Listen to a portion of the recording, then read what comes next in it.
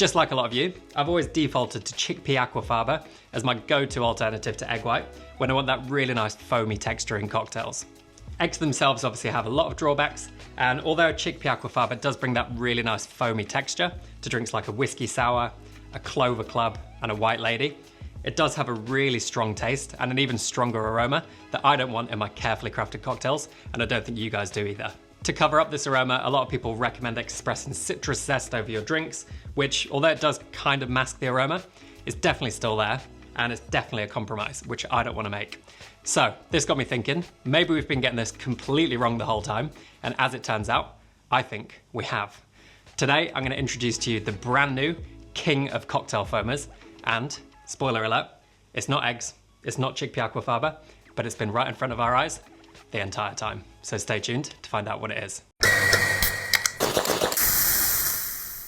So this whole journey deep down the rabbit hole of cocktail foamers started a few months ago when I posted the Coffee Negroni Sour video on the channel. And that evening, I actually fancied drinking one of those drinks. So I went to the cupboard, got the ingredients out, went to make the drink, which calls for Aqua Faba, as it's kind of foamer, but I didn't have any chickpeas. So I thought, maybe I can make the drink without. Then I saw something which changed my mind completely, and I think is a complete game changer. I made the drink with this alternative, which sits right next to where the chickpeas usually live, and honestly, it completely blew the chickpeas out of the water in every way. It's not some complex blend of gums or powders or chemicals you've never heard of, it's not a commercial cocktail foamer, and it's completely vegan. So this magical cocktail foamer that I'm introducing to you today, I genuinely believe should be the new industry standard. For me, it's a complete game changer. I'll never use egg whites as an emulsifier in cocktails ever again.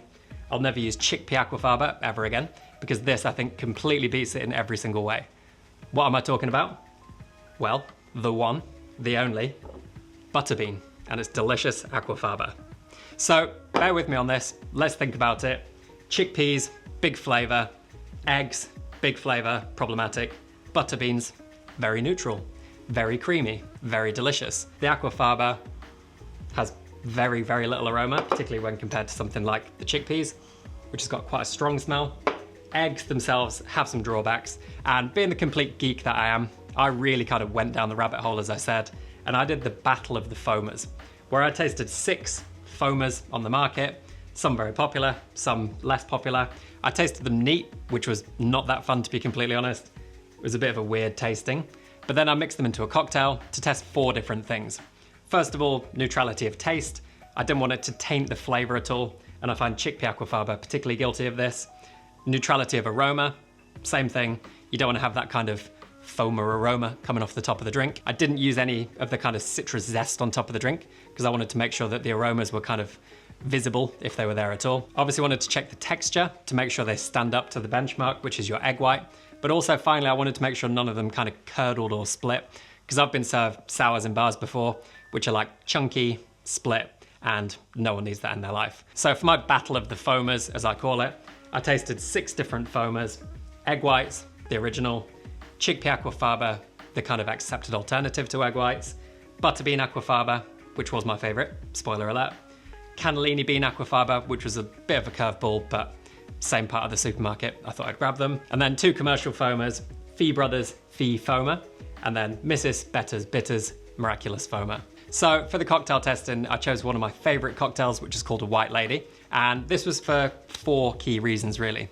First of all, being one of my favorite cocktails, I've had it a lot of times. I know it well, and I'll really kind of understand the difference these foamers bring.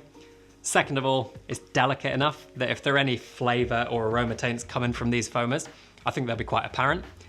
Third of all, it has an amazing texture, foamy, creamy, smooth, and that'll be a good test for these different foamers. And then fourth, because there is a good whack of citrus in there, I think if there's gonna be any curdling happening with any of these foamers, that it will happen in this drink. But fingers crossed that doesn't happen, because it's disgusting.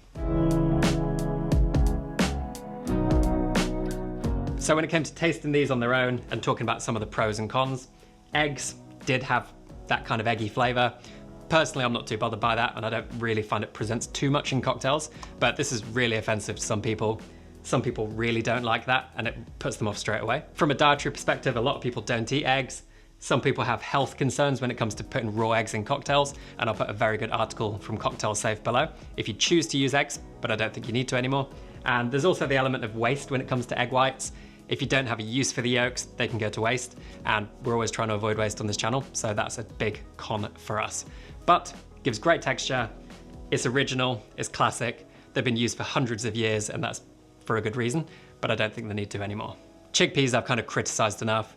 They have a big flavor, big aroma, neither of which are particularly good. It's kind of leathery, woody, a little bit animal-y, kind of meaty, and in a cocktail, I don't want that anywhere near it. I don't want to have to cover it up. So these are real big cons for me, but gives great texture in a cocktail, so that's a plus. Where chickpeas kind of interfere with your drink, butterbeans have very little flavor impact whatsoever. Butterbean was creamy, neutral, gave amazing texture. In fact, I think my absolute favorite texture of all the different foamers, and had no flavor or aroma taints.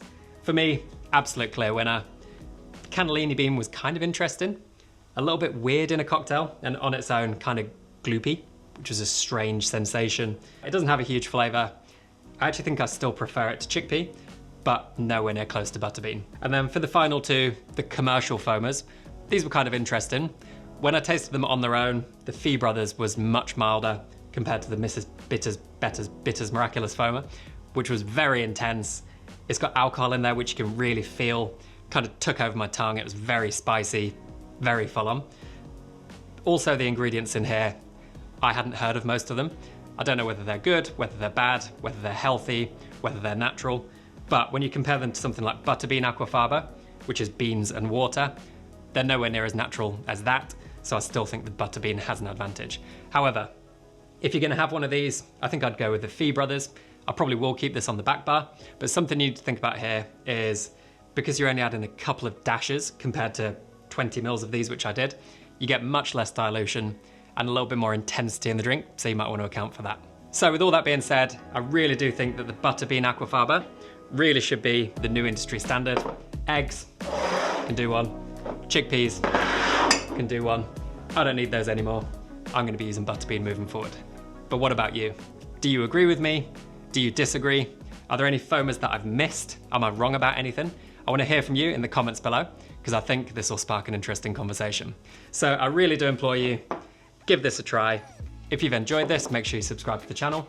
And if you want to learn how I made a white lady using the Butterbean Aqua Faba, which you should sub into all my recipes which call for chickpea, I'll put the video for you to watch here. And I'll put some more videos on screen for you to watch here and here, which I really hope you enjoy. So enjoy your butterbeany, delicious cocktails, and I'll see you in the next video. Cheers. I'm not going to drink that.